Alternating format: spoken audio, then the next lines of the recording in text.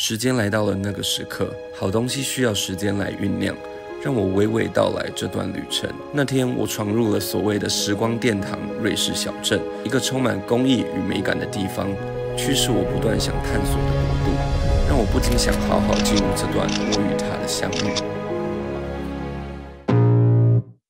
I can feel the blood creeping up from the heathens. Got will, got fight, got pride, got reason. If they wanna go. Hello， 大家好，欢迎到Bryant的世界，我是 Bryant。今天非常特别，我们千里迢迢飞到了瑞士的比尔，是瑞士钟表的心脏以及中心。那我们现在在 HORAGE， 它的故乡，也就是 Factory One。Hi Bryant. Hi. Nice to meet you. Nice to meet you. Welcome to the factory number 1 of HORAGE. Yeah, it's beautiful. Thank you. I will introduce you to some of my team members. Sure, let's do it. So, meet Lenny, our lead of assembly. Nice to meet you. Pleasure to meet you. Lenny, would you be happy to explain what your role involves here? Okay, yeah, I will show you a little bit what my job at HORAGE is actually. Now we have different tasks, which our watchmaker have to do on different tools we have here, like for example the Micro rotor. Yes, the micro rotor. The working instruction, I'm gonna put everything together that she's prepared well for the next job she has to do, and as well as I have an overview of all the parts, so I can see if you are able to build actually all the movements we have to build. And this is what I mainly do. Let me introduce you some of the watchmakers which I work mainly together. Sure. If you are willing to do that. Yeah, that's good. Yeah. Okay, so let me introduce you to one of the watchmakers, to Wieland. He's Hello. Sorry. Nice to meet you. Nice to meet you. And he is doing analysis right now because we are missing amplitude on some of the movements, and he is checking if some oil is missing, or if a wheel is not round enough, or probably a position of the bridge is not right. Because we do everything by ourselves, some little mistakes can be in the movement which you can't see by eye and only see by measurement. And now he's doing the analysis, and yes, that's right. Here we have the stock system, so Turbio stock, T0 stock, T1 stock, and the way we were thinking of is having it closely to the people, that they have a short way to get all the parts they need. More efficient. More efficient, exactly. This room here is for regulation here. You can hear that the noise is pretty low here, and we need that because these microphones are taking the noise of the watches, of the movements, and it's calculating the daily rate. As you know, we have 100% cost of the movements, and that's why we need to make sure that no other noises can come through these walls, that we can measure it very precisely. So what's next? So next we have a separate area here. As you can imagine, all watches need service after a while. Let me introduce you, Richard. Nice to meet you too. What do you have today on your table? So today I'm repairing a tourbillon one. We had a problem with the power flow, so I had to really systematically search after the error, and then make it right again. Okay. And after that, it's just as usual, encasing, making sure everything is clean. We don't have, making sure there's not too much specks of dust in it, and yeah. I'm just wondering what this machine does. Oh, so this we call the cyclomat. Okay. And in this we can actually simulate how the customers are wearing the watches. Oh, I see. Right now there are tourbillons on it. Right. But as you may know, these tourbillons, they don't have a automatic winding system, so it doesn't really affect their power reserve, and in that way we can simulate almost 5 days of pure motion on the wrist, and check if the watches are still running in different positions. We have lots of different interesting machines. So as you may well know, our tooling is different or specialized for us because There's no other company with such casings or components as we have. And check here next to the anti-magnetic station. There is a machine for setting the bezel. Okay. For our Lensman 1 tourbillons with the loop or the cyclops on the bezel. And here it's really important that the cyclops is correctly positioned. Right. And here we have lots of different tools just for assembling steps and sub-assemblies. So these all require special made tools and we make them in-house. Okay. Yeah? Yeah, thank you so much for the introduction. No worries. Thank you. Yep.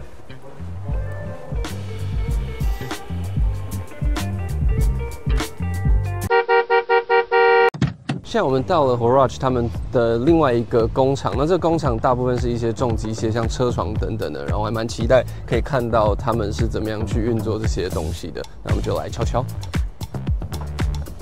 So, this is our little machine shop here. This is Jörg. He is taking care of that place.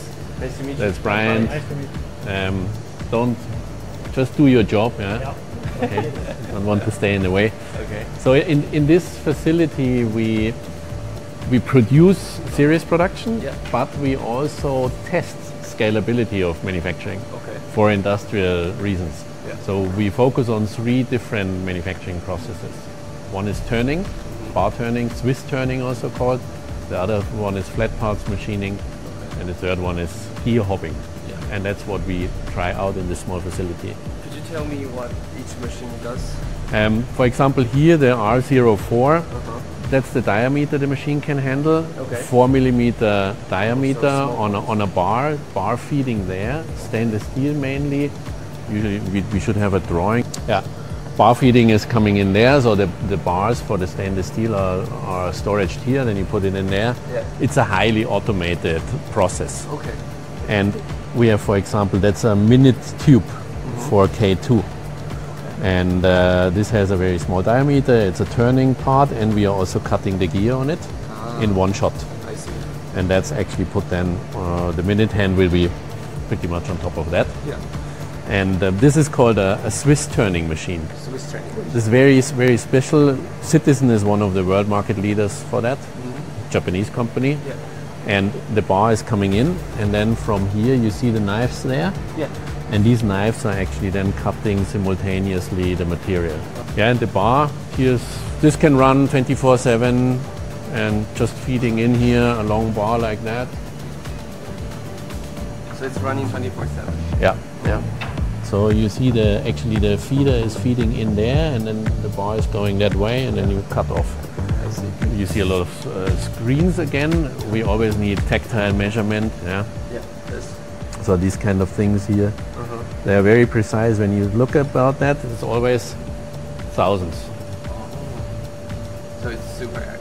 Yeah. This alone, you know, you can have measuring, but you can have real measuring. And when you go into the thousands of a millimeter like that, repeatability is super important. Yeah.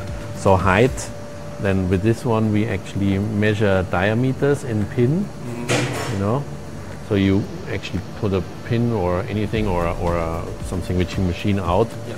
This is a similar machine doing the same also with when you cannot, you know, in a base plate, when you need to measure down somewhere, you have a hole down there, then you have this machine or this measuring device. Because accuracy is everything in watchmaking, right? Everything. It's a data game at the end of the day. We need, you know, when you are in the 0.01 level, looks good, but is it that or not? And is the measuring device still correct? Is the needle in front still correct? So you have a lot of small issues. And for example, holes which you cannot measure with a clamp, you need this kind of gauges. Yeah, and that it says this makes 0.795. Oh. That's the hole, and this one makes 0.692. And then you're probing and figure out, because you do not know optically. Right. And these need to be made, yeah? Yeah. And when you design a product, you need to think 2 times. Do I make a new hole, or probably do I use a hole which we already have made? I see. Because you always need to make a new one of these probing things. So that's what we have here. Just keep doing your stuff. he is actually taking care of flat parts milling. Okay. So everything which is a flat part, we call a flat parts milling process. Bridges, plates, these kind of things here. It's a totally different manufacturing process. In the turning world, the material turns. In the milling world, the tool turns. Okay. The material is fixed, yeah. And so in that case, you see it's also the moist created, so it's nearly no moist coming out, but we are sucking it through that filter. Yeah. So this process, the problem with flat parts is they are like a frame of the movement. Okay. So the last thing finished is usually the design of the flat parts. Right. And it's the first thing you need to test the rest of the parts. Okay. Yeah. And in average, you can say per movement we need 90 minutes to 120 minutes for a set of flat parts on a single spindle machine. Single spindle means it's just one spindle doing something. So we are doing one side now. Yeah. And you see the table is moving back and forth, so it's a 3-axis machine. Right. Very simple setup, but robust. And then the robot actually takes it, turns it around, and do the other side. Yeah. But the problem with flipping is, since we are talking microns, Yeah. when you flip it, actually you can actually have offset Right. and angle twist. Yeah.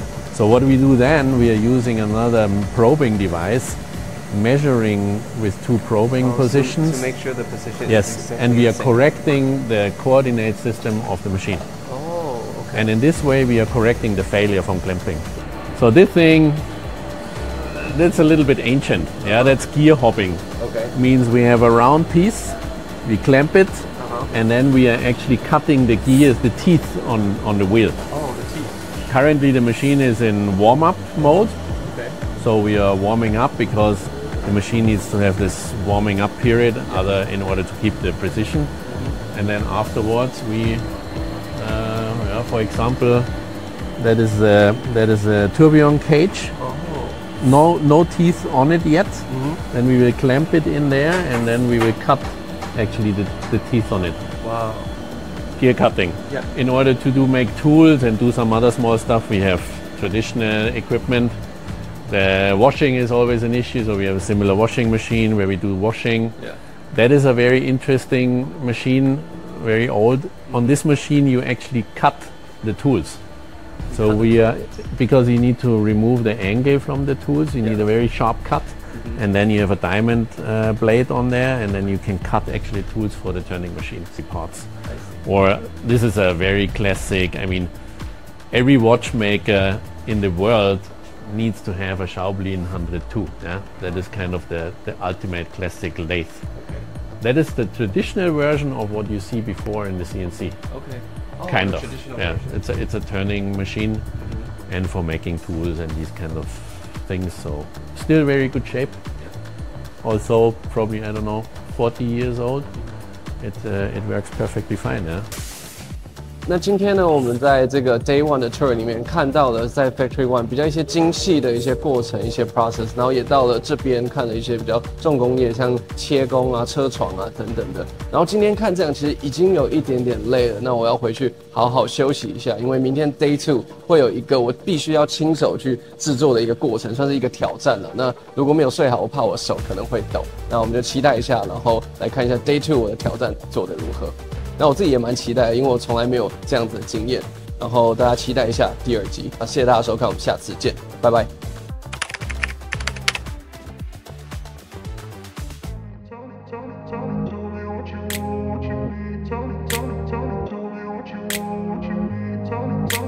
I grew up in a place where they told you what to chase, told you how to run the race. Every move was on the page.